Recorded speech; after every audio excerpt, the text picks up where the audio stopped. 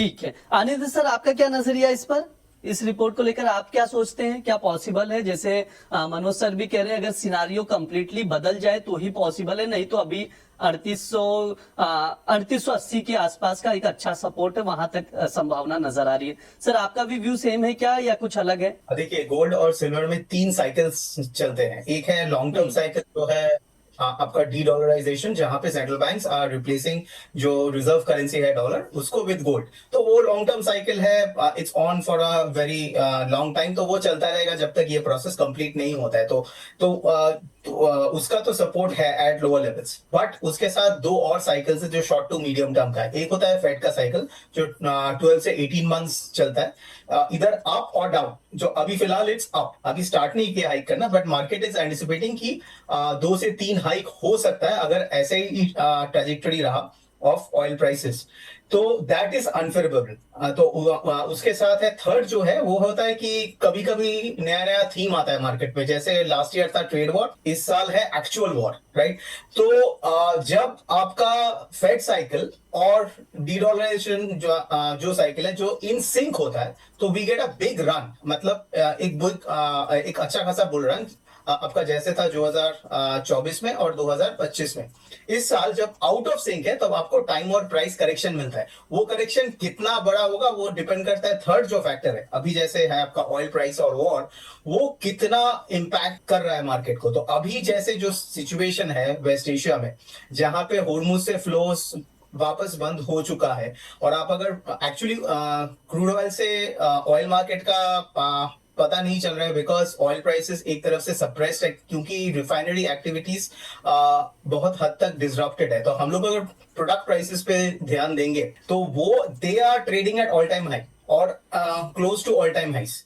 तो वो सिचुएशन में आपका जो सेंट्रल बैंक्स है उनके ऊपर प्रेशर बनेगा, क्योंकि ऐसा हो सकता है कि $90 to $100 आपका ब्रेंट रहे, बट जो प्रोडक्ट प्राइसेस जो कंज्यूमर कंज्यूम करते हैं, जो इंडस्ट्रीज कंज्यूम करते हैं, जो एक्चुअली इन्फ्लेशन को इम्पैक्ट करता है, दे स्टे एलिवेटेड। वो सिचुएशन में आपका इन्फ्लेशन बढ़ता रहेगा और फेड के पास या अदर सेंट्रल बैंक के पास कोई चारा नहीं बचेगा then to hike in a weak economy. तो ये सिचुएशन में जो करेक्शन आप बता रहे हो कि 3200 या 3400, वो it is possible in that circumstances. तो पूरा डिपेंड कर रहा है ये थर्ड फैक्टर जो है वो कितना देर और सस्टेन करेगा। अगर ये मान लीजिए अगर जुलाई एंड के बियॉन्ड सस्टेन हो गया ऑयल प्राइसेस, तो फिर इसका एक नेगेटिव इंपैक्ट हर चीज में आएगा, सिर्फ आपका गोल्ड सिल्वर में नहीं, across metals, across equities, everything. ठीक है, अंकित सर हमारे साथ फोनो जुड़ चुके हैं क्योंकि थोड़ा सा टेक्निकल इशू आ रहा था। अंकित सर क्या व्यू रहेगा, एक बार वापस से बता दीजिए ट्रेडर्स के लिए क्या रणनीति बनाई जाए गोल्ड सिल्वर में, कोई ट्रेडिंग कॉल अगर हो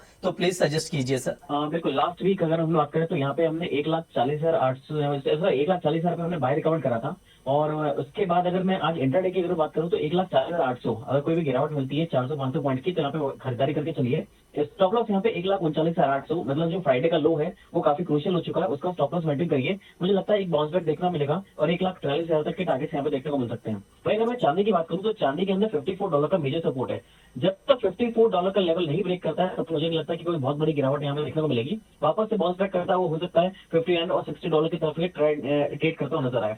यहाँ पे सिल्वर की अगर बात करूं तो सिल्वर कोई भी अगर गिरावट मिलती है तो 2,15,000 के आसपास, शायद ये कुछ प्रिंटिंग मिस्टेक है, 2,15,000 के आसपास बाइंग करना है। स्टॉप लॉस की अगर बात करेंगे तो 2,10,000 का लगाएंगे, टारगेट यहाँ पे 2,25,000 के वापस देखने को मिल सकता है। ठीक है, ये सर का कॉल है गोल्ड सिल्वर को लेकर, तो उसके अकॉर्डिंग आप लोग रणनीति बनाकर चल सकते हैं।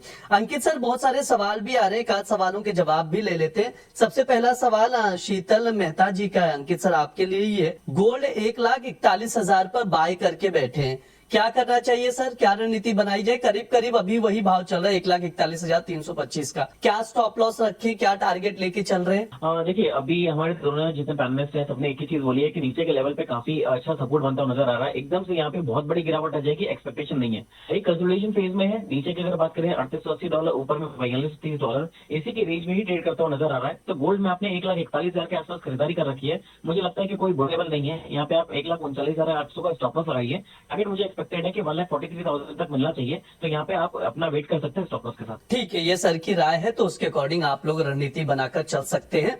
आनंद सर एक आखिरी सवाल रहेगा क्योंकि समय भी हो चुका है, शॉर्ट में ही अपना जवाब रखिएगा।